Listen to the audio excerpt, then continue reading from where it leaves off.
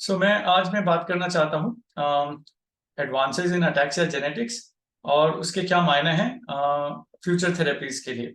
तो ये जो पृष्ठभूमि में जो बैकग्राउंड में जो इमेज देख रहे हैं, मेरा इंस्टीट्यूट है। दो कैंपस है दिल्ली में, एक नॉर्थ कैंपस है, एक साउथ कैंपस है। और मैं यहाँ पे एज ए साइंटिस्ट वर्क करता हूँ ऑलमोस्ट 16 साल। आज मेरा कल 17 साल हुए थे, मेरी वर्क एनिवर्सरी थी, 17th वर्क एनिवर्सरी। सो मैं आगे बढ़ता हूँ कि हमारा इंस्टीट्यूट करता है।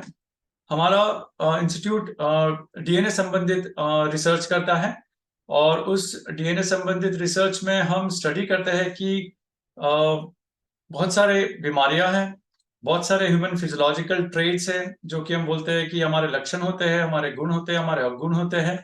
उनसे संबंधित जितने भी हमारे प्रकार है, हमारे जो अलग अलग विभिन्नताएं है, हम उसको स्टडी करते हैं डीएनए के माध्यम से। सो जो मेन हमारा इंस्टीट्यूट का नाम ही जीनोमिक्स है, तो जिसका मतलब कि ये होता है कि डीएनए का अध्ययन। तो हमारा इंस्टीट्यूट ये ऑलमोस्ट इस एरिया में 25 साल से काम कर रहा है। और एक मेरे पहले वाले जो सब्जेक्ट एक्सपर्ट थे, उन्होंने अच्छी तरह से, भली भांति तरह से ये टॉपिक पे अच्छे से समझाया है उन्होंने। और मैं भी कुछ दो शब्द कहना चाहता हूँ। तो जो हमारा जीनोमिक्स होता है, इसमें हम डीएनए को स्टडी करते हैं। अगर हम डीएनए को समझे कि ये क्या है, तो जैसे कि एक बुक है, बुक के अंदर चैप्टर्स होते हैं, पेजेस होते हैं, पैराग्राफ, सेंटेंसेस वर्ड से बने होते हैं, वर्ड्स अल्फाबेट से बने होते हैं। तो इसी तरह से जो हमारा पूरा जीनोम है, जो एज ए बुक है, कह सकते हो बुक ऑफ लाइफ, या हमारा ब्लूप्रिंट है कि जो हम जिस प्रकार से दिखते हैं, जिस प्रकार से हम चलते हैं और जिस प्रकार से हम सर्वाइव कर रहे हैं, इस सब का ब्लूप्रिंट डीएनए में मौजूद है। डीएनए के माध्यम से ये हमें स्पेशल कैरेक्टर, एक स्पेशल ऑर्गेनिज्म बनाता है। तो आगे बढ़ते हैं। तो इस तरह से हम बात करते हैं कि अल्फाबेट जो डीएनए के अंदर मौजूद होते हैं, वो न्यूक्लिक एसिड, जो कि प्रोफेसर पौराणिक ने बताया, ATGC होते हैं। ये मिलके कोडॉन बनाते हैं, जिनको हम वर्ड्स बोल सकते हैं। और कई सारे वर्ड्स मिलके एक जीन बनाते हैं, जिसको एक सेंटेंस बोलते हैं, जिसका एक मीनिंग होता है, जिसको कि वो जो मीनिंग होता है, वो इंस्ट्रक्शन हो सकता है, वो ऑर्डर हो सकता है, या एक नोटिफिकेशन हो सकता है। और बहुत सारे ऐसे सेंटेंस मिलके चैप्टर बनाते हैं, जो कि एक क्रोमोसोम के माध्यम से हमारे डीएनए के अंदर मिलता है। और बहुत सारे ऐसे चैप्टर मिलके एक बुक का निर्माण करते हैं, और यही हमारा जीनोम होता है। तो genomics of study of genomes is genomics. और हर प्रकार का जो लाइफ फॉर्म है, हर प्रकार के जो ऑर्गेनिज्म है पूरे वर्ल्ड में, आप बैक्टीरिया की बात कर ले, वायरसेस की बात कर ले, उन सबका बेसिस जो होता है वो डीएनए या उनके जैसे और प्रकार के न्यूक्लिक एसिड होते हैं। सीधा मैं अपने टॉपिक पे आता हूँ। जब हम बात अटैक्सिया की कर रहे हैं, हमारे पहले वाले जो एक्सपर्ट्स थे, उन्होंने बात किया कि अलग अलग प्रकार के अटैक्सियाज होते हैं। मैं बात करना चाहूंगा हेरिडिटरी अटैक्सियाज, जो कि जेनेटिक होते हैं, अनुवांशिक होते हैं। और इसके कई प्रकार होते हैं। डोमिनेंट अटैक्सियाज होते हैं, रेसेसिव अटैक्सियाज होते हैं, एक्स-लिंक्ड माइटोकॉन्ड्रिया। शॉर्ट में ये बोलना चाहता हूँ, डोमिनेंट अटैक्सिया वो अटैक्सियाज होते हैं जिसमें 2 कॉपी होती है हमारे जीन के अंदर, हर एक जीन की 2 कॉपी होती है। 2 में से 1 कॉपी खराब हो जाए, बीमारी हो जाती है। रेसेसिव अटैक्सियाज वो अटैक्सियाज होते हैं जिसमें कि, या रेसेसिव डिसऑर्डर बोल सकते हो, इनमें क्या होता है कि दोनों कॉपी का खराब होना अनिवार्य होता है। तो अगर एक कॉपी खराब है तो उनको कैरियर कहते हैं, और दोनों कॉपी नॉर्मल है तो बिल्कुल नॉर्मल होते हैं। दोनों कॉपी खराब होने के बाद ही रेसेसिव बीमारियां होती है। तो इसी प्रकार से डोमिनेंट अटैक्सियाज होते हैं जिसमें एक कॉपी खराब होने से बीमारी होती है, रेसेसिव अटैक्सियाज होते हैं। जो अलग अलग प्रकार के जो अटैक्सियाज है, जो मैंने बताया कि जीन खराब हो जाते हैं, जो कि प्रोफेसर पौराणिक ने भी बताया कि जो अल्फाबेट होते हैं ना, वो बदल जाते हैं, वो सब्स्टिट्यूट हो जाते हैं, वो डिलीट हो जाते हैं, कोई नया अल्फाबेट जुड़ जाता है। और जैसे उन्होंने बताया था, काफी अच्छे तरह से वो समझा रहे थे कि मैंने हलवा खाया, मैंने बलवा खाया, तो मीनिंग कुछ का कुछ हो जाता है। मैंने खाया, अब पता नहीं क्या खाया, तो ये मीनिंग बदल जाता है। तो इसी प्रकार से जो हमारे अटैक्सिया के जो म्यूटेशन है, जो डोमिनेंट वाले जो म्यूटेशन होते हैं, जिसमें कि एक कॉपी खराब होने से ही बीमारी हो जाती है, वो बीमारी को ऐसे पैदा करते हैं कि वो फंक्शन, जो प्रोटीन बनता है, वो क्या होता है, खराब, वो टॉक्सिक हो जाता है, जिसको हम गेन ऑफ फंक्शन बोलते हैं। जो रेसेसिव वाले अटैक्सियाज होते हैं ना, उसमें दोनों कॉपी खराब होनी जरूरी होती है। तो उसमें क्या होता है कि वो खराब कॉपी जो होती है ना, वो अपना फंक्शन लूज कर देती है, उनका फंक्शन चला जाता है, जो उनका काम होता है वो अब नहीं रहता है।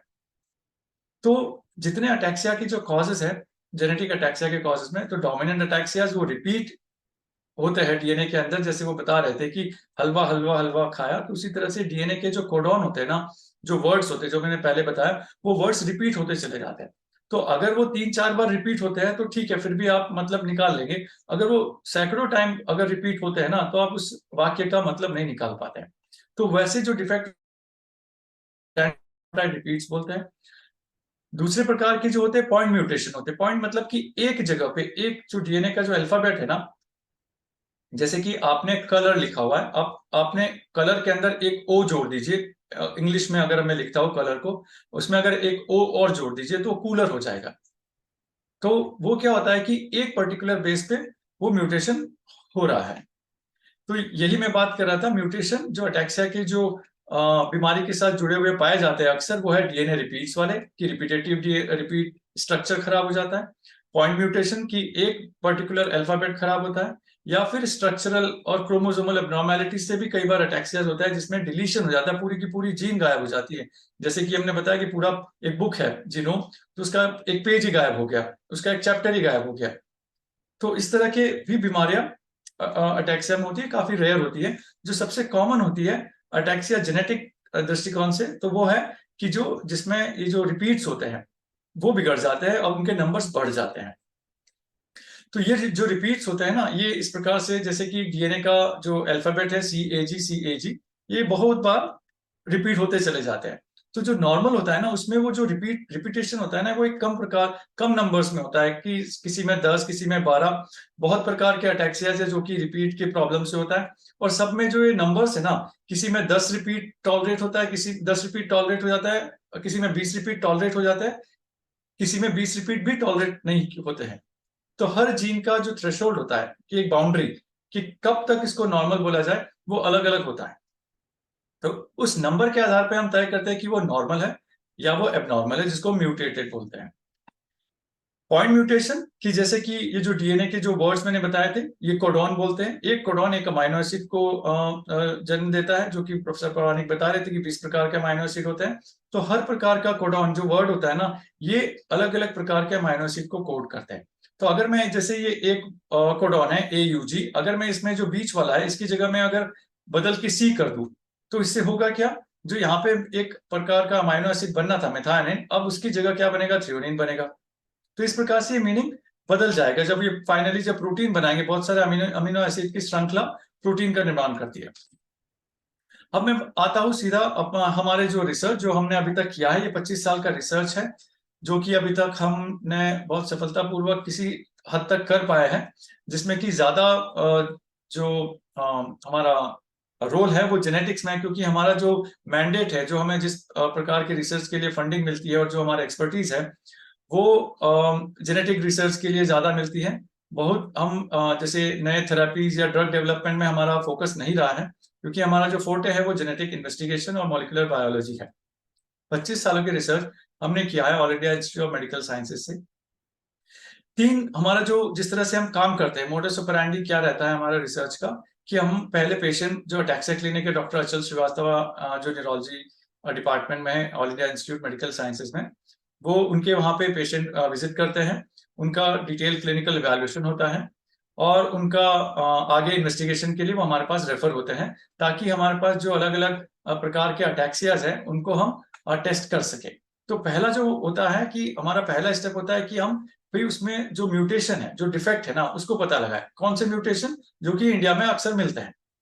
और उसके बाद हम क्या करते हैं, अगर मिल गया तो रिपोर्ट मिल जाती है, नहीं मिला तब भी रिपोर्ट मिलती है। लेकिन नहीं मिलने के केस में ये होता है कि जो उसका जो ब्लड सैंपल होता है या जो उसको डीएनए सैंपल होता है, हम वो रिपोजिटरी में रखते हैं, ताकि आने वाले टाइम में हम रिसर्च कर सके, क्या कि पता लगाया जा सके कि जब वो जो कॉमन अटैक्सियाज नहीं उसमें मिला है पहले प्रारंभिक टेस्ट में, तो हम अगला test research based deep investigation कर सके, जिसके बारे में आगे बात करूंगा। इसके अलावा ये जो हमारा पहला स्टेप और सेकंड स्टेप, जैसे पहले बोला सर्विस देते हैं हम म्यूटेशन स्क्रीन करने की। दूसरा है कि हम रिसर्च जनरेट करते हैं। फिर उसके बाद जो दोनों मिला के हम कुछ हद तक सफलता कुछ हद तक सफल हो पाए हैं, कि अपने नॉलेज को हम ट्रांसलेट कर पाए। किस प्रकार से, कि जो टेस्ट हम करते थे, अब वो बहुत सारे टेस्ट और भी जो कमर्शियल लैब है उसने उन्होंने अडॉप्ट किया है, हमसे नो हाउ उन्होंने लिया है, ताकि वो डोर टू डोर अवेलेबल हो सके, क्योंकि हमारी आउटरीच उतनी नहीं है कि हम हर घर हर पेशेंट तक पहुंच पाए। हमारा रिसर्च इंस्टीट्यूट है, तो उन जो ट्रांसफर्स होते हैं, जो टेक्नोलॉजी ट्रांसफर होते हैं, उसके माध्यम से अब ये टेस्ट काफी जगह मौजूद है। और एक संभवतः मैं कह सकता हूँ कि जो टेस्ट का जो कॉस्ट है वो भी घटा है इस वजह से। नहीं तो पहले के टाइम में कम से कम एक अटैक्सिया के जो पैनल 5 टेस्ट को भी कराने का कॉस्ट कम से कम 15 से 20 हजार रुपये आता था। मैं समझता हूँ कि अब वो शायद 8 या 7 हजार तक में हो जाता है। इसके अलावा हम कम्युनिटी सर्वेलेंस करते हैं, हॉस्पिटल में ट्रेनिंग भी देते हैं। जो हॉस्पिटल इच्छुक है कि वो सीखना चाहते हैं और अपने यहाँ पे टेस्ट डेवलप करना चाहते हैं, हम वो भी करते हैं। थेराप्यूटिक्स डेवलपमेंट में भी हमने कुछ प्रगति की है, जिसके बारे में आगे मैं बात करूंगा। तो ये हमारा ओवरऑल 25 साल का जो मॉडस ऑपरेंडी रहा है वो इस प्रकार से रहा है। ये है जनरल जो स्क्रीनिंग का प्रोटोकॉल है, कि कैसे जैसे पेशेंट अगर आता है स्पाइनोसेरेब्रल अटैक्सिया का, हम देखते हैं वो डोमिनेंट प्रकार का है, रिसेसिव का है, उसमें कब एज एट ऑनसेट हुआ है। तो पहले एक लेवल 1 टेस्ट होते हैं जिसमें 5 प्रकार के अटैक्सियाज टेस्ट किए जाते हैं, जो कि अक्सर हमें मिलते हैं, पॉजिटिव केसेस मिले हुए हैं इंडिया में, और लिटरेचर सपोर्ट करता है कि ये सारे अटैक्सियाज इंडिया में मौजूद है। जेनेटिक होता है, तो डिपेंड करता है कि अगर उस जेनेटिक बीमारी का एंसेस्टर कभी हुआ होगा इंडिया में, या वो जेनेटिक डिफेक्ट कभी रैंडमली पैदा हो गया है इंडिया में, तो उसके जो आगे उनके जो वंशज हो गए उसमें भी वो डिफेक्ट जाने मिलने के चांसेस रहते हैं।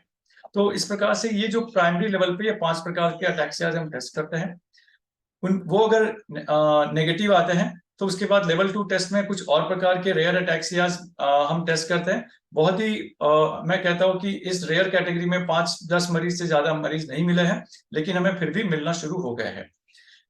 ये भी नेगेटिव मिले तो हम लेवल 3 टेस्ट करते हैं, जिसमें फिर हमें और इंफॉर्मेशन चाहिए होती है मरीज से, कि मरीज का एज क्या है, उसके क्लिनिकल फीचर्स क्या है। क्योंकि अगर आपने उनकी बात सुनी होगी जो जिन्होंने जेनेटिक काउंसलिंग के बारे में बताया है, वो बता रहे थे कि बहुत प्रकार के 49 तो डोमिनेंट अटैक्सियाज होते हैं। अब सबको टेस्ट करना पॉसिबल नहीं हो पाता है, क्योंकि एक तो वो कॉस्ट की बात अलग है, टाइम के हिसाब से भी एक पेशेंट को टेस्ट करने में कम से कम 1 साल लग जाए, अगर हम एक के बाद एक के बाद एक के बाद करते चले जाए। पैरेलल टेस्टिंग जब तक ना हो, ये बहुत ही मुश्किल काम है। फिर भी हमारा जो प्रोटोकॉल है, हम उस हिसाब से ये कहते हैं कि अगर ये 3rd लेवल पे भी ये टेस्टिंग नेगेटिव आ जाती है, तो हम उसके बाद सोचते हैं कि कोई नया ही म्यूटेशन है, नया ही डिफेक्ट है, जिसको कि हम रिसर्च के माध्यम से सॉल्व करने की कोशिश करते हैं। तो ये हमारा कुछ अभी आंकड़े हैं जो कि हमने अभी किसी जर्नल में पब्लिश किए थे। ये 5 हमारे पास जो एम्स आईजीआईबी कोलैबोरेशन जो 25 साल का है, जिसमें हमारे पास कम से कम हमारे पास जो रिपोजिटरी है 8000 मरीजों को हमने देखा है, और उनमें से 5500 मरीजों का जो हमने टेस्टिंग किया है अभी तक, ये जो पैनल हमने जो टेस्ट किया है, ये उनके आंकड़े हैं। तो आप देख सकते होंगे कि कुछ प्रकार के अटैक्सियाज इंडिया में बहुत कॉमन मिलते हैं, जैसे स्पाइनोसेरेब्रल अटैक्सिया टाइप 2, उसी तरह से स्पाइनोसेरेब्रल अटैक्सिया टाइप 12, और एक फ्रीड्रिक अटैक्सिया। ये काफी कॉमनली मिलते हैं, अक्सर हमें देखने को मिल जाते हैं। इसके बावजूद ये जो मैंने बताया कि 8 प्रकार के अटैक्सिया के अलावा बहुत सारे केसेस ऐसे मिलते हैं जो कि हमें पता ही नहीं है अभी तक, म्यूटेशन टेस्ट करने के बाद वो नेगेटिव रह जाते हैं, जिसको हम अनकैरेक्टराइज बोल रहे हैं। और उनकी जो संख्या बहुत ज्यादा हो गई है आजकल हमारे, क्योंकि जो नंबर्स है टेस्टिंग के वो बढ़ गए हैं, और किसी प्रकार से हम 27% मरीजों में हमें ये कुछ ना कुछ जेनेटिक डिफेक्ट हमें मिल ही जाता है ये टेस्ट करने के बाद। 73% मरीजों में हमें फिर भी डिफेक्ट नहीं मिल पाता है। रिसर्च आगे बढ़ी है, नए माध्यम पैदा हुए हैं, टेक्नोलॉजी एडवांसमेंट हुआ है। अब ऐसा पॉसिबल है कि हम एक ही मरीज में बहुत सारे जीन पैरेलली टेस्टिंग कर सकते हैं, जो कि उन्होंने अभी डॉक्टर पुरानिक भी बता रहे थे, जिसको हम नेक्स्ट जनरेशन सीक्वेंसिंग बोलते हैं। पहले क्या होता था, ओल्ड सीक्वेंसिंग मेथड थे, सैंगर सीक्वेंसिंग, जिसमें एक जीन को एक ही बार में टेस्ट कर सकते हैं।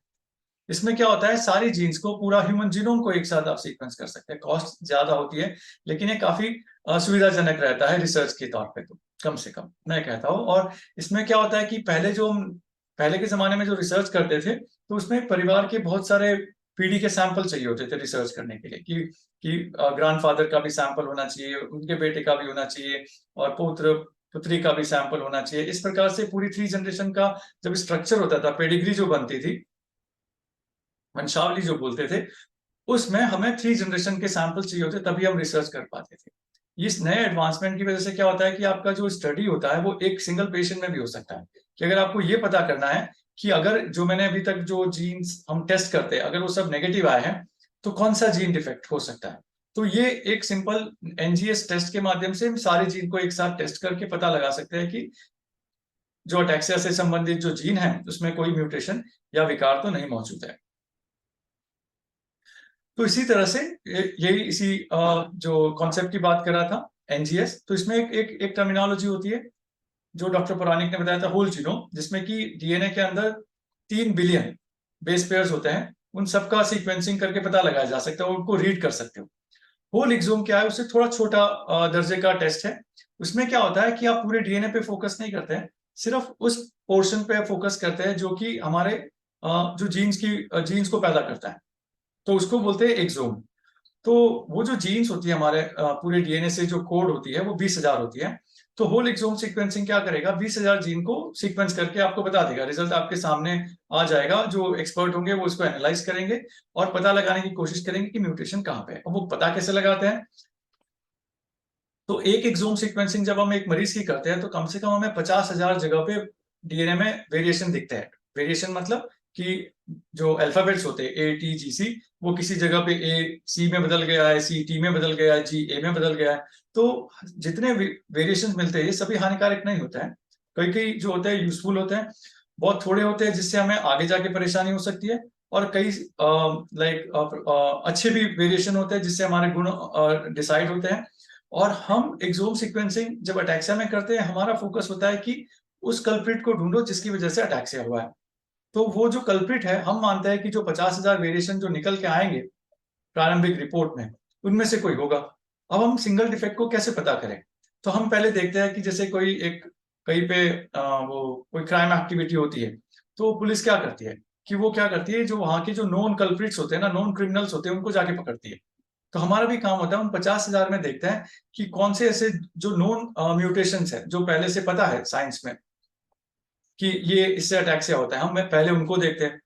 अगर उनमें नहीं मिला तो हम क्या करते हैं, उन कल्प्रिट वो जहां पे मिलते हैं उनकी जगहों पे जाते हैं और देखते हैं कि उस जगह पे कोई और कल्प्रिट तो नहीं मौजूद है। अगर उनमें भी नहीं मिलता है तो कैसे होता है, पुलिस जब क्रिमिनल जो प्राइमरी जो संदिग्ध क्रिमिनल होते हैं, अगर उनके पास कोई सबूत नहीं मिलता है तो वो क्या करते हैं, उनके पार्टनर्स के पास सबूत ढूंढती है।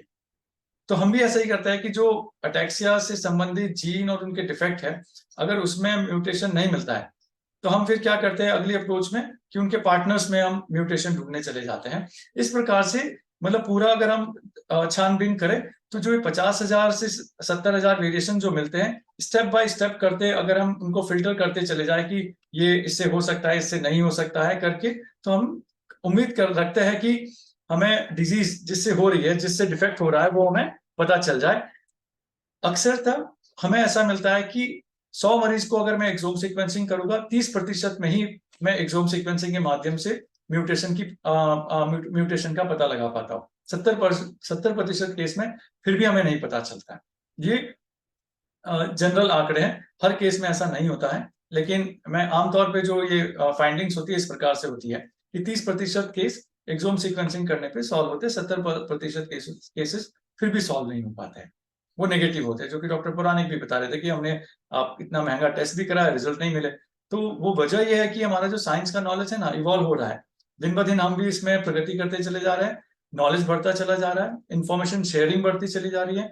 अब हमारे पास डेटा बेसिस है, जिससे कि हम अपने डेटा बेसिस का मिलान बाहर के डेटा बेसिस से कर सकते हैं, ताकि हमारा जो नॉलेज में जो ज्ञान है वो बढ़ता चला जाए। फिर मैं बात करता हूँ कुछ हमारे जो रिजल्ट्स जो हमने करीब 100 मरीजों में हमने पता किए एनजीएस के माध्यम से। तो उसमें हमने देखा कि पहले वाले जो मैं पहले कुछ चार्ट दिखाए थे उसमें बताया कि कुछ 7-8 प्रकार के अटैक्सियाज हमें मिले हैं, जिससे जो कि अक्सर रिपीट म्यूटेशन से जुड़े हुए रहते हैं। तो हमने एनजीएस किया, होल एक्सोम सीक्वेंसिंग किया और पता लगाया कि कौन से और प्रकार के अटैक्सियाज इंडिया के पेशेंट में मौजूद है। तो हमने केसेस लिए जिसमें कि क्लियर अनुवांशिकता थी कि फेमिलियल केसेस थे, परिवार में एक से ज्यादा लोग थे जिनको बीमारी थी। हमने वो भी केसेस लिए जो कि एक परिवार में एक ही मरीज था, एक से ज्यादा मरीज थे ही नहीं। हमने ये पता लगाया कि फेमिलियल केसेस में 40% केसेस में हमें वजह पता चल पाई जेनेटिक लेवल पे कि कॉज क्या था, 60% में हम पता नहीं लगा पाए कि उनमें वजह क्या रही, जेनेटिक जो डिफेक्ट था वो क्या था, हम नहीं पता लगा पाए। जहां हमने सिंगल केस था, एक परिवार में एक ही मरीज था, उसमें हमें फिर भी थोड़ा ये डिफरेंस हमने महसूस किया कि सिर्फ 60% केसेस में, ऑलमोस्ट लाइक 60% केसेस में हमें डिफेक्ट मिल गया और 40% में हमें डिफेक्ट नहीं मिला। इसी प्रकार से जितना भी हमने स्टडी किया 100 केसेस का, हमें कुछ नए प्रकार के अटैक्सियाज हमें उनकी जानकारी प्राप्त हुई, जैसे कि अटैक्सिया विद ओकुलोमोटर अप्रैक्सिया, ये फ्रीड्रिक अटैक्सिया के बाद सबसे कॉमन अटैक्सिया मिला, रेसेसिव प्रकार का है। स्पास्टिक अटैक्सिया मिला, ये जो कनाडा के ये चार्लेस एग्विने प्रोविंस में होता है, वो हमें यहाँ पे मिला, ये सेकंड कॉमन अटैक्सिया रेसेसिव में। इसके अलावा बहुत सारे डोमिनेंट अटैक्सियाज मिले। तो ये कुल प्रकार से जो हमें अभी तक ये जानकारी मिली, ये सब वो है जो कि नोन कल्प्रिट, जो मैं बात कर रहा था ना, ये वो जीन्स है जिसकी जानकारी है कि इन जीन्स में म्यूटेशन होने से अटैक्सियास होता है।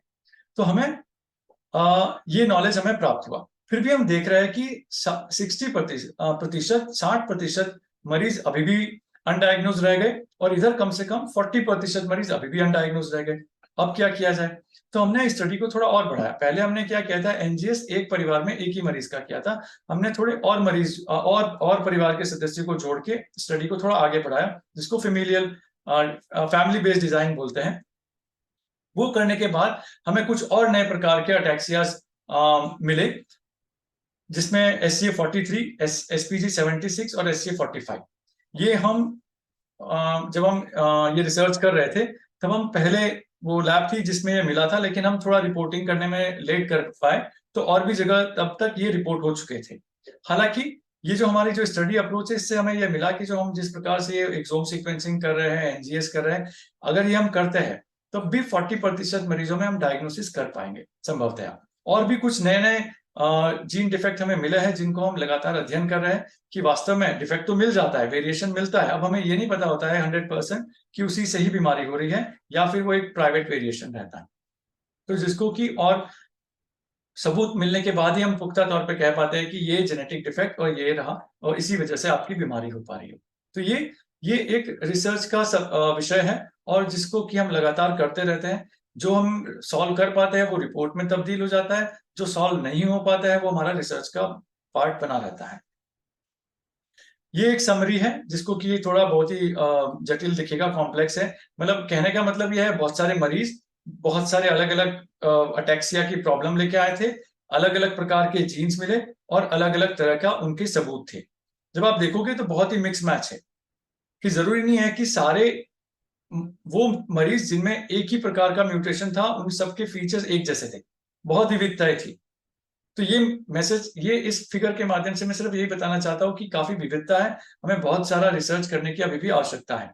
ये तो मैंने बहुत ही मुट्ठी भर सब्जेक्ट का जो एनालिसिस है वो बताया, 100 मरीज। हमारे पास तो मैंने बताया 8000 मरीजों का डेटा है, हम उसको डीएनए सैंपल से उन सबको हमें सॉल्व करना बाकी है अभी। तो ये हम प्रारंभिक जो पायलट स्टडी कर रहे हैं, उन सबके रिजल्ट मैंने आपके साथ शेयर किए।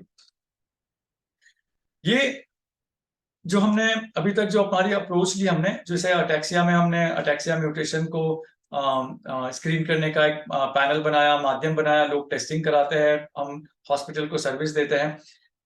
इसी को ही हमने थोड़ा एक ब्रॉडर वाइड प्लेटफॉर्म में कन्वर्ट किया, जिसको हम गोमेड बोलते हैं। GOMED is genomics and other omics tool for enabling medical decision. Purpose इसका यह है, बहुत सारे जेनेटिक टेस्ट कॉस्टली होते हैं, अवेलेबिलिटी कम होती है, ये जटिल भी होते हैं, हर लैब कर भी नहीं पाती है, हर कमर्शियल लैब के पास हर टेस्ट अवेलेबल नहीं है। हम काफी टाइम से इसमें रिसर्च कर रहे हैं और हमारा ये रहता है कि हम इक्विटेबल एक्सेस के साथ मरीज को इन्वेस्टिगेशन की अपॉर्चुनिटी दें, तो हम जिससे कि डायग्नोसिस जल्दी से जल्दी हो पाए। हम यहाँ पे रिसर्च के माध्यम से करते हैं, कोई चार्जेस नहीं लेते हैं, लेकिन ये सारे रेफरल हम हॉस्पिटल से ही लेते हैं, हम डायरेक्ट पेशेंट को सर्विस नहीं दे पाता है। ये कुछ एथिकल और जो रेगुलेटरी रीजंस है, उस वजह से हम हॉस्पिटल के साथ हम डेफिनेटली लिंक्ड रहते हैं, उनसे हम रेफरल्स लेते रहते हैं। तो ये है हमारा जो कॉन्सेप्ट गोमेड प्लेटफॉर्म है। ये एक ऑनलाइन पोर्टल के माध्यम से कोई भी क्लिनिशियन इसको एक्सेस कर सकता है पेशेंट को रेफर करने के लिए, और हम बहुत प्रकार की बीमारियों का टेस्टिंग यहाँ प्रोवाइड करते हैं। अब तक हमने जब से शुरू किया है 5-7 सालों में 12,000 मरीजों को रेफरल रिसीव किया है। बहुत सारे हमारे पास टेस्ट अवेलेबल है, 350 के करीब सिंगल जीन टेस्ट मौजूद है। बहुत सारे एनजीएस बेस्ड पैनल भी टेस्टिंग प्रोवाइड करते हैं। अटैक्सियास पे हमारा ज्यादा एक्सपर्टीज है, तो उसमें काफी डिटेल में इन्वेस्टिगेशन हो पाते हैं। इसके अलावा सिकल सेल डिजीज, थैलेसीमिया, इन सब की भी टेस्टिंग इसमें मौजूद रहती है। खैर, मैं अभी ये मेरा सब्जेक्ट नहीं है, तो मैं इसको स्किप करके आगे बढ़ता हूँ। अब बात करते हैं कि जो जेनेटिक स्टडीज जो मैं बोल रहा हूँ, इससे क्या फायदा है, उससे क्या हेल्प मिलेगी हमारे क्योर का पता करने में। तो मुद्दा ये रहता है कि पहली बात की, जैसे कि हर जेनेटिक विकार अलग अलग होता है, उसकी जीन अलग होती है, और जिस प्रकार से वो बीमारी पैदा कर रही है, जैसे कि वो अटैक्सिया में क्या हो रहा है, सेरेबेलम डाई हो रहा है, सेरेबेलम की डेथ हो रही है, सेरेबेलम में कोशिकाएं होती है, वो कोशिकाएं मर रही है। अब विकार अलग अलग है, जीन्स अलग अलग है, और सबका रिजल्ट एक ही है। तो उसका मतलब ये होता है कि इनके रास्ते अलग अलग है, लेकिन वो उनका रिजल्ट, जो मंजिल है, वो सेम ही रहती है कि वो सेल डाई होना शुरू हो जाती है। जब तक हमें उसका वजह नहीं पता चलेगा, हम उसकी वजह को दूर करने का भी कारण और रास्ता हम ढूंढ नहीं पाएंगे। तो आपको प्रॉब्लम का रूट कॉज तो पता लगाना पड़ेगा। तो जो मैंने बताया था कि बहुत सारे म्यूटेशन है, कि कोई रिपीट वाले होते हैं, कोई पॉइंट म्यूटेशन होते हैं, जो कोई प्रोटीन टॉक्सिक हो जाता है, कोई प्रोटीन लॉस हो जाता है। तो ये जानना जरूरी रहता है, ताकि इससे अगर हम आगे रिसर्च करें तो पता लगा कि किस प्रकार के नए मॉलिक्यूल्स पैदा किए जाए ट्रीटमेंट के लिए। तो जैसे कि हम टॉक्सिक प्रोटीन्स की बात किया, तो इसमें क्या होता है, जो रिपीट्स होते हैं ना, तो वो रिपीट बढ़ता चला जाएगा। एक रिपीट एक अमाइनो एसिड को पैदा करता है। तो वो जब रिपीट्स बढ़ जाएंगे डीएनए पे, तो वो जो अमाइनो एसिड भी जो बनेगा डीएनए से जो प्रोटीन बनेगा, उस प्रोटीन के अंदर बहुत सारे अमाइनो एसिड हो जाएंगे। उन्हें 10 चाहिए थे, हो जाएंगे 50। तो ऐसे प्रोटीन क्या होते हैं, वो प्रॉब्लमैटिक होते हैं, वो आपस में उलझ जाते हैं, जिनको हम बोल सकते हैं जैसे कि एक रस्सी होती है, अगर वो बहुत ज्यादा लपेटी जाए और रिपीटेटिव अगर हम उसके लूप बनाते चले जाए, तो उसको वापस खोलना हो तो वो गुथ जाती है, राइट। तो वो क्या होता है, फिर क्या होता है, गुच्छा बन जाता है, फिर आपको कटी करना पड़ता है, वो खराब हो जाता है। तो इसी प्रकार से क्या होता है, ये जो प्रोटीन होते हैं ना, इसके अंदर जो अमाइनो एसिड अगर बढ़ जाए रिपीट्स की वजह से, तो इनकी फोल्डिंग की प्रॉब्लम हो जाती है, ये उलझ जाते हैं, और इसकी वजह से क्या होता है, ये टॉक्सिक बन जाते हैं। ये क्या करते हैं, ये जो गुच्छा होता है, ये और भी प्रकार के जो यूजफुल प्रोटीन होते हैं, उनको कैप्चर करके उनका उनका उनको गायब कर देते हैं। सॉरी। अगला होता है जो डीएनए से आरएनए बनता है ना, कई बार ये जो आरएनए होता है ना, ये भी टॉक्सिक हो जाता है। ये आरएनए के अंदर जो रिपीट्स होते हैं, ये क्या करते हैं कि एक हेयरपिन जैसा लूप बनाते हैं, और ये लूप और दूसरे प्रकार के काम वाले जो प्रोटीन होते हैं उनको पकड़ लेते हैं, और उसकी वजह से जो पकड़े जाते हैं तो इसके अंदर ट्रैप हो जाते हैं, और ये ट्रैप होने के बाद ये प्रोटीन अब काम के लिए मौजूद नहीं रहेंगे सेल के अंदर। तो इस वजह से भी बीमारी पैदा होती है। तो प्रोटीन टॉक्सिक हो सकता है, आरएनए भी टॉक्सिक हो सकता है। कुल मिला के कंबाइंड जब हम देखते हैं, तो ये सब क्या करते हैं, जो टॉक्सिसिटी होता है ना, ये डीएनए को डैमेज कर सकता है। जो हमारे लिपिड मेटाबॉलिज्म शरीर के अंदर जरूरी होती है बहुत सारे काम के लिए, उन लिपिड मेटाबॉलिज्म को खराब करते हैं। बहुत सारे ऑर्गेनल्स होते हैं उसके अंदर, लाइसोसोम होता है, माइटोकॉन्ड्रिया है, उसमें खराबी पैदा करते हैं। प्रोटीन की मेटाबॉलिज्म, प्रोटीन इकट्ठा होना शुरू हो जाता है बाहर। प्रोटीन का एक क्लियरेंस होता है, जितना प्रोटीन बनता है कुछ टाइम बाद उसको निकल जाना है। अगर वो नहीं निकलेगा, वो इकट्ठा रहेगा, और जब इकट्ठा रहेगा तो वो टॉक्सिक बन जाएगा।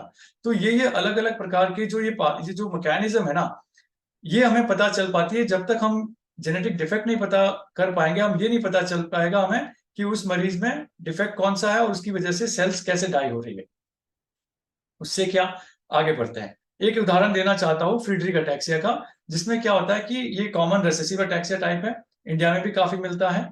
और इसमें जो डिफेक्ट होता है, रिपीट्स होते हैं, जीएए के रिपीट्स डीएनए के अंदर मौजूद होते हैं। 6 से लेकर 30 तक नॉर्मल होते हैं। मरीजों के केस में कम से 66 से ऊपर हो जाते हैं, और हमें 1700 तक हमें ये रिपीट्स मिलते हैं। और इससे होता क्या है कि जो डीएनए से जो आरएनए बनना है ना, वो आरएनए ही नहीं बनेगा। आरएनए नहीं बनेगा तो आरएनए प्रोटीन में नहीं बदलेगा, तो प्रोटीन भी गायब। तो जो प्रोटीन जो गायब होगा, वो कौन सा प्रोटीन है, फ्रटैक्सिन। ये फ्रटैक्सिन बनेगा ही नहीं। अब इस फ्रटैक्सिन का काम क्या है, ये सेल के अंदर जो माइटोकॉन्ड्रिया में इसका रोल होता है, जो कि हमारा एनर्जी प्रोडक्शन हाउस बोलते हैं सेल का, कोशिकाओं का। तो ये जो फ्रटैक्सिन होता है ना, अब ये जो है इसका म्यूटेशन हो गया, ये जीए रिपीट एक्सपेंशन से हुआ, फ्रटैक्सिन एब्सेंट हुआ। माइटोकॉन्ड्रिया के अंदर उसका काम होता है, जो आयरन होता है उसको मेटाबॉलिज्म को कंट्रोल करता है। अब जब फ्रटैक्सिन नहीं रहा, तो माइटोकॉन्ड्रिया के अंदर आयरन बढ़ जाता है। उससे क्या होगा, फ्री रेडिकल जो हानिकारक स्पीसीज होती है वो बनना शुरू हो जाती है। और जो ये फ्री रेडिकल होते हैं ना, ये टॉक्सिक होते हैं, ये डीएनए और प्रोटीन को डैमेज करते हैं, जिससे सेल डेथ होना शुरू हो जाता है। माइटोकॉन्ड्रिया की खराबी होगी, माइटोकॉन्ड्रिया एटीपी प्रोड्यूस करता है, एटीपी नहीं बनेंगे तो सेल्स के अंदर एनर्जी नहीं होगी, सेल्स डाई करेगी। कौन सी सेल्स डाई करती है फ्रीड्रिक अटैक्सिया में? 3 प्रकार की, एनएचपी बोलते हैं, न्यूरॉन्स, हार्ट और पैंक्रियाटिक सेल्स। तो ये है एनएचपी अटैक्सिया, होता है न्यूरॉन की डैमेज की वजह से। हार्ट में प्रॉब्लम होती है क्योंकि इसके कार्डियोमायोसाइट्स होते हैं, जो हार्ट के सेल्स वो अफेक्टेड हो जाते हैं। कुछ मरीजों में डायबिटीज मेलिटस भी मिलता है क्योंकि पैंक्रियाटिक जो सेल्स, पैंक्रियाटिक टिश्यू होता है वो भी डैमेज होना शुरू हो जाता है। तो ये है फ्रीड्रिक अटैक्सिया के बारे में जानकारी। हमने जो अभी तक रिसर्च कर रहे हैं एम्स के साथ, तो उसमें एम्स ही इसमें लीड है, और एम्स ये पूरे इंटरनेशनल और भी ऑर्गेनाइजेशंस हैं और भी यूनिवर्सिटीज हैं, उनके साथ मिलके एक कंसोर्शियम का पार्ट है, जिसको कि अभी पहले वो फाकोम्स बोलते थे। 6 देशों का एक कंसोर्शिया था, यूएस, ऑस्ट्रेलिया, इंडिया, मैं समझता हूँ यूरोप और कनाडा। अमेरिका में 2 साइट थी, कुल मिला के 6 साइट्स थी, और प्लान ये था कि 2000 मरीजों का डेटा इकट्ठा किया जाए, रजिस्ट्री बनाई जाए, उन मरीजों की बीमारी को 10 साल तक रेगुलरली स्टडी करके पता लगाया जाए कि डिजीज कैसे कैसे बढ़ती है, अलग अलग प्रकार की जो तकलीफें आती है मरीजों में, उसका अध्ययन करके आगे रिसर्च को बढ़ाया जा सके। अब वो स्टडी को 6 साइट्स पहले थी, अब इसको पूरा ग्लोबल किया जा रहा है, जिसको कि ग्लोबल क्लिनिकल कंसोर्शिया बोला जाएगा, और इसमें कम से कम 33 साइट्स होगी, और सारे मरीजों को 10 साल तक स्टडी किया जाएगा। अब तक हमने एम्स में 125 मरीजों का हमने रजिस्टर कर लिया है, और इन सब के आंकड़े हम इकट्ठे करते रहते हैं, उनके जेनेटिक इफेक्ट क्या है, उनकी परेशानियां क्या क्या है, और उनको आगे साल दर साल रेगुलर लॉन्जिट्यूडनल फॉलोअप करते रहते हैं। और एक हम स्टडी कर रहे हैं, जो मरीज होते हैं इनका हम ब्लड सैंपल लेके आरएनए स्टडी करते हैं, जिससे ये पता चलता है कि बीमारी की मात्रा कितनी है, अगर हम वो आरएनए स्टडी से पता कर पाए कि मरीज तो बोलता ही है कि उसको ये तकलीफ है, उसका अगर हम कोरिलेशन अगर ब्लड लेवल पे भी अगर हमें कोई मार्कर से पता चल जाए, तो ये काफी फायदेमंद रहता है आगे क्लिनिकल ट्रायल के लिए। तो हम ये आरएनए बेस्ड स्टडी भी कर रहे हैं। अभी हमने एक नया इस फ्रीड्रिक अटैक्सिया के लिए, क्योंकि इसके अंदर जीएए रिपीट होते हैं और बहुत ज्यादा नंबर में बढ़ जाते हैं, तो जो उसका आंकलन करने का जो तरीका था वो बहुत पुराना तरीका था, उसमें थोड़ी एक्यूरेसी नहीं रहती थी। अभी हमने एक नया पहला मेथड बनाया कि वो पूरा सीक्वेंस करके हम एग्जैक्टली बता पाते हैं कि इतने रिपीट्स है उस डिफेक्ट में, उस पेशेंट में। तो ये एक हमने नया मेथड इजाद किया था, जो कि सीक्वेंसिंग के माध्यम से होता है। और अब मैं बात करूंगा कि जितना भी हमने बताया फ्रीड्रिक अटैक्सिया में जो रिसर्च, जो रजिस्ट्री बात कर रहे हैं, जो ग्लोबल कंसोर्शिया बन रहा है, तो इसका मकसद ये है कि कम से कम 2 से 4000 मरीजों का डेटा इकट्ठा किया जाए, ट्रायल रेडी कोहॉर्ट बनाया जाए। बहुत सारे ड्रग्स हैं जो कि रिपोजिशनिंग करके फ्रीड्रिक में ट्रायल में अभी मौजूद है, कर रहे हैं। कोई फेज 2 ट्रायल है, कोई फेज 3 ट्रायल में है। उनमें से कुछ ये एग्जाम्पल है, आर्टिसुनेट है, ये एंटी मलेरियल ड्रग है, जिसका कि फेज 1-2 ट्रायल, मतलब एफिकेसी और टॉक्सिसिटी स्टडी वाला ट्रायल चल रहा है। इंटरफेरॉन गामा, जिसमें कि ब्लड में जब देखते हैं या जो फ्रेडरिक पेशेंट के टिश्यूज होते हैं उसमें इन्फ्लेमेशन बढ़ जाता है, तो ये कोशिश कर रहे हैं कि इंटरफेरॉन गामा से इन्फ्लेमेशन को कम किया जा सके, स्टीरॉइड्स देके कम किया जा सके, मिथाइल प्रेडनिसोलोन। तो इस तरह तरह के अलग अलग प्रकार के ट्रायल किए जा रहे हैं। ये सभी तब हो रहे हैं जब डायग्नोसिस फ्रीड्रिक अटैक्सिया हो। अगर हमें डायग्नोसिस नहीं पता होगी तो हमें नहीं पता चलेगा कि ये कौन सा ड्रग हमारे लिए यूजफुल है। तो ये एक हेल्प ये मिलता है कि जितना जेनेटिक्स करते हैं उससे ये पता चल जाता है कि ट्रायल में आपकी रजिस्ट्री कैसे हो पाए, और अच्छे ट्रायल कंडक्ट करने में हमें हेल्प मिलता है। और भी प्रकार के रिपोजिशनिंग ड्रग्स हैं। NAD+ एक प्रिकर्सर होता है, उसका रिस्वेराट्रोल है, ये भी ट्रायल में है। और भी प्रकार के बहुत सारे ऐसे एंटीऑक्सीडेंट्स हैं जिनका ट्रायल हुआ है। और एक नया मॉलिक्यूल जिसके रिसर्च के हम पार्ट थे, विस्कॉन्सिन यूनिवर्सिटी के, उन्होंने एक नया मॉलिक्यूल बनाया था, जिसमें मैंने बताया था कि फ्रीड्रिक में क्या होता है ना, कि डीएनए से आरएनए नहीं बनता है, वो रिपीट्स इतना बढ़ जाता है, वो उलझ जाता है। इन्होंने क्या किया, एक नया मॉलिक्यूल बनाया है, वो वहां जाके रिपीट वाली जगह पे जाके बैठता है, उसको सॉल्व करता है, पूरा गुच्छे को सुलझाता है। उसके बाद क्या होता है, जो रुक गया था डीएनए से आरएनए बनना, वो वापस शुरू कर देता है। बहुत ही बड़ी स्टडी थी ये। 2017 में मॉलिक्यूल मतलब ये साइंस में एक्सेप्ट हुआ था। ये अभी फेज 1 ट्रायल में को क्रॉस कर चुका है। अभी ये एक्सेलरेटिंग डोजेस के मोड में है, और भी अध्ययन इस पे चल रहा है।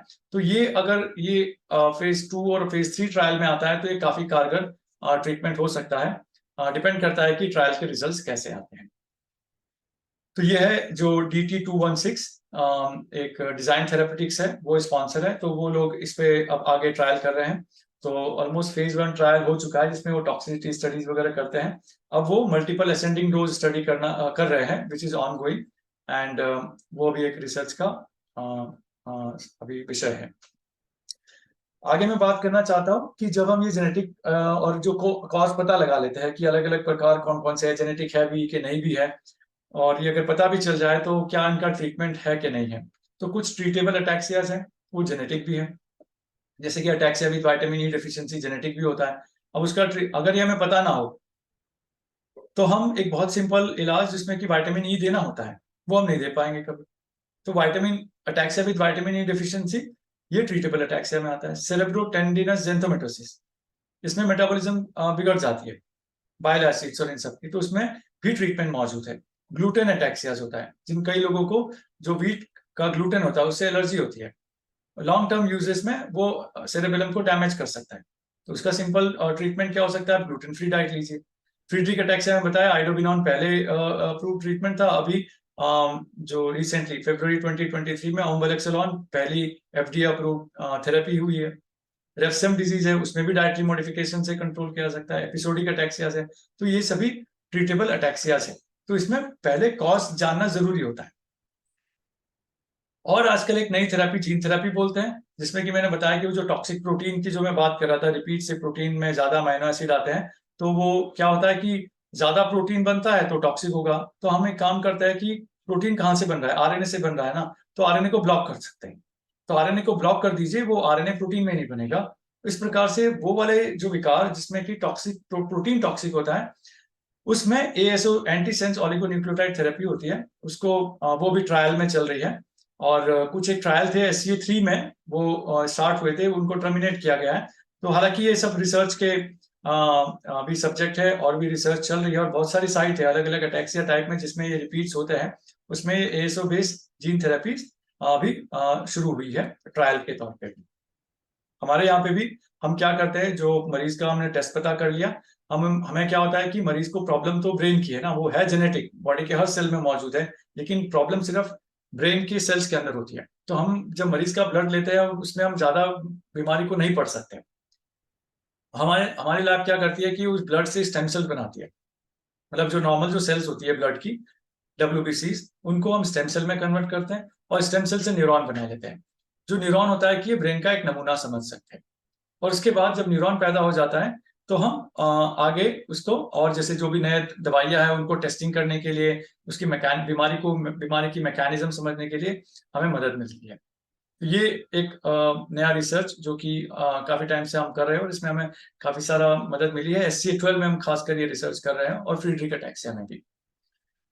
कुछ एक और हमारे आगे के पहलू है जिसपे हम आगे सोच रहे हैं कि इसको और बढ़ाया जाए, जो कि डॉक्टर इच्छापुरिया ने बताया था कि बुल्दाना के मरीज, हम भी वहां पे एक बार स्टडी के लिए गए थे ऑन इन्विटेशन, हमने भी देखा था वहाँ बहुत सारे मरीज, उनके जो कॉमन रिक्वेस्ट थी सिंपल थी, genetic counselling, pre symptomatic testing, ताकि वो कई सारे ऐसे जो महिलाएं थी जो कि उनको ये था कि उनके यहाँ पे कोई शादी करने के लिए नहीं आता है, अगर उनकी टेस्टिंग हो जाए तो वो अगर नेगेटिव आए तो वो आगे अपना परिवार बढ़ा सकते हैं, और अगर वो पॉजिटिव निकलते हैं तो वो अपना रास्ता चुनेंगे। इस तरह के उनके अपने विचार थे। वहां पे हम गए, हमने अध्ययन किया, लेकिन हमें लगा कि ऐसा स्ट्रेट फॉरवर्ड नहीं है कि हम कैंप लगा के सबका टेस्टिंग एक दिन कर ले।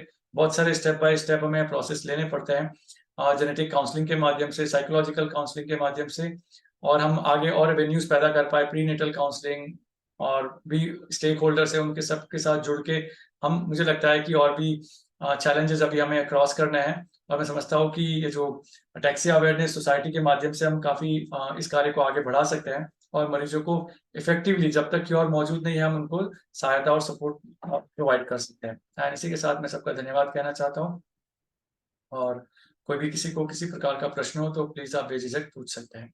शुक्रिया, धन्यवाद।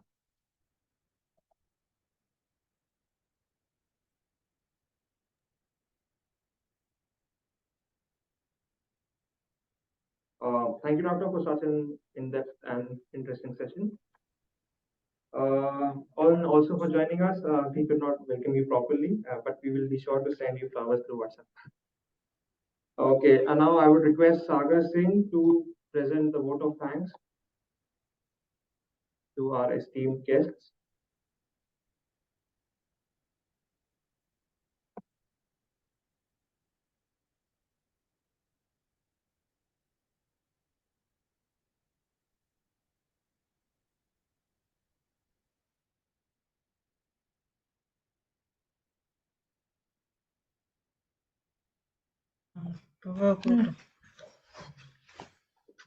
ये वीडियो क्या बोले थे?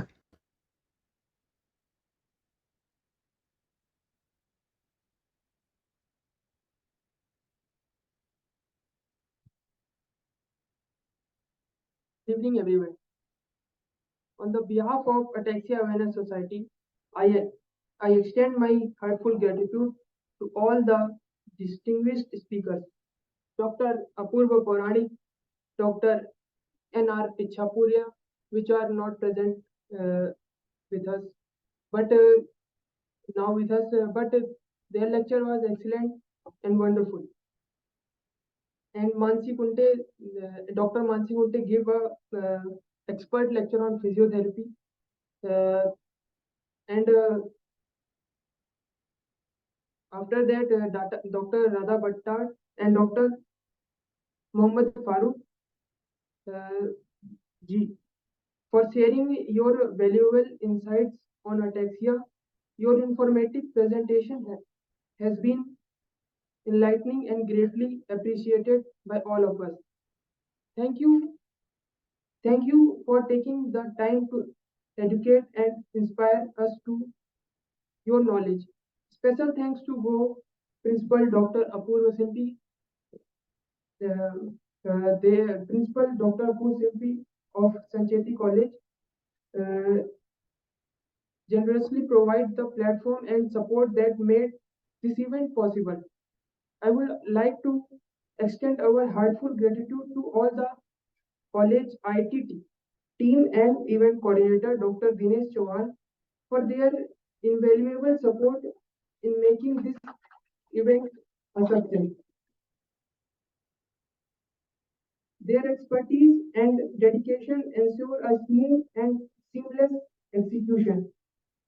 Also, I'd like to express my gratitude to Dr. Amruta Egbute and all the participants for such enlightening skills on ataxia reflex.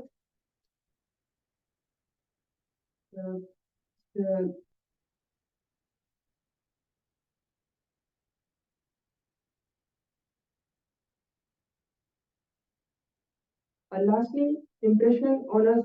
Special appreciation goes to the hardworking volunteers of the college who have worked tirelessly behind. Also, I would like to express my heartfelt gratitude to each of every one of you, both online and offline, for being a part of wonderful event.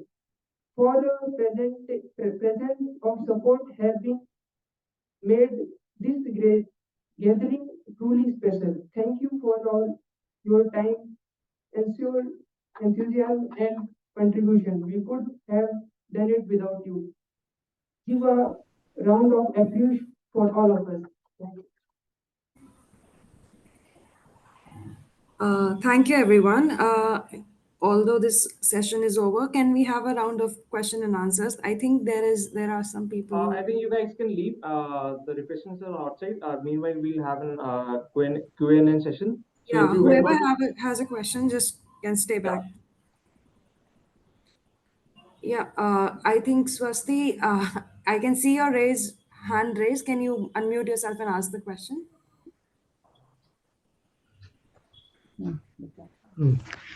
बोले hello हाँ, hello, yes. हाँ बोलिए. I am Dr. Wag, Swasti's father. I am retired professor of applied mathematics. I want to ask some question to you. Hello, doctor. Which doctor? Dr. Farooq. Dr. Farooq. हाँ जी. Yes, I am available. Please go ahead. Yes. Actually, our whole body system is working on ATCG4 nucleotides. Right. Okay.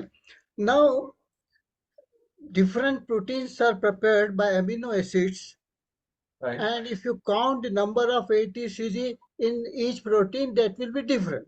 Some Right. will have now all system is depending on probability.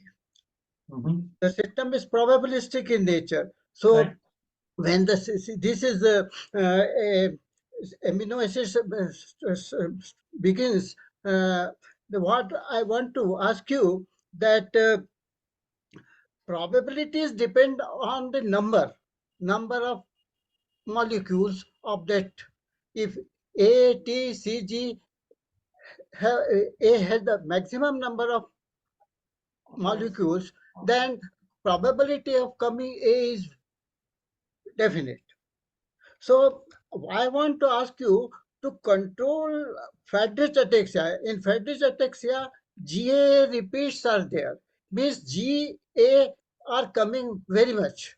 So if we can somehow control the number of G and A, perhaps we will get some clue to we may cure this disease. Yeah, very much. Conceptually, you are theoretically what you are saying, it makes sense, but essentially in practical sense, it is not the case because biology is little intricate, and what we work is on, as you said, like on the basis of probability, and that the GA repeat which we get, we inherit actually. So we get those numbers exactly from the parents, right? So once they are made, they have been inherited as the 1000 repeat GAA. So they are bound to make RNAs. So anyway, maybe you can say you will make deficiency of A nucleotide, but that will affect a lot of other gene which requires A. So you cannot actually titrate or reduce the availability of A to one particular gene and not to the others actually. So this is just like a random phenomena, but technically speaking, if you say, then it may make sense that like if you create a artificial deficiency of one particular nucleotide acid, then you may have reduction of that particular amino acid being made. But here the problem is that we are, like say the GA repeat we inherit as such, and that GA repeat does not make RNA. So anyway, that the deficiency or the extra nucleotide if you provide, it will not make any sense.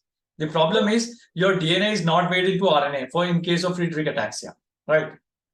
So in any way, it doesn't, it's not going to help you otherwise, because the DNA, you got that numbers, and that number is blocking the formation of RNA. So the problem is how to supply the normal protein, not the RNA. Okay. Yeah. Thank you. You're most welcome. Doctor मुझे भी आपसे पूछना है, ये आपने Friedrich ataxia के treatment के लिए ओमेओ का बताया था, तो वो इंडिया में अवेलेबल होगी क्या अपने को कभी? अब ये सिर्फ यूएस साइट्स पे अवेलेबल है, और जो एक्स यूएस साइट्स है वहाँ पे वो मौजूद नहीं है एक्चुअली। हमने उनसे बात भी किया था, कुछ वजहों से क्या कि हो सकता है कि उनके स्टडीज अभी भी चल रही है, अभी वो फ्रीज नहीं किया है, तो वो अपने रिजल्ट को शायद और पुख्ता कर रहे हैं, एविडेंस बेस बना रहे हैं, और उसके बाद शायद वो ग्लोबल लॉन्च करेंगे। हमने बात किया है उनसे, लेकिन वो ऐसा भी है नहीं कि वो यूएस के बाहर लॉन्च हुई है, जो और भी साइट्स है, ऑस्ट्रेलिया है, कनाडा है, हमने मिलकर भी आवाज उठाई है, लेकिन ऐसा है नहीं अभी कि वो इमीडिएटली उस प्लान में है कि वो लॉन्च करने वाले हैं। तो आई थिंक आने वाले समय में कुछ हद तक ये भी अवेलेबल हो जाएगी। Okay okay, thank you doctor. या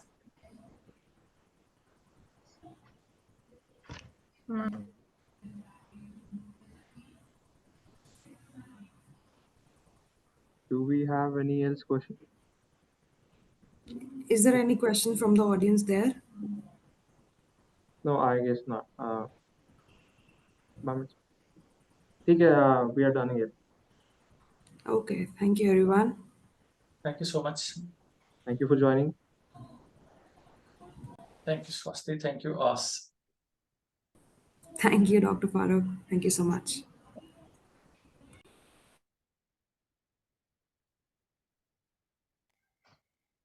थैंक यू एवरीवन।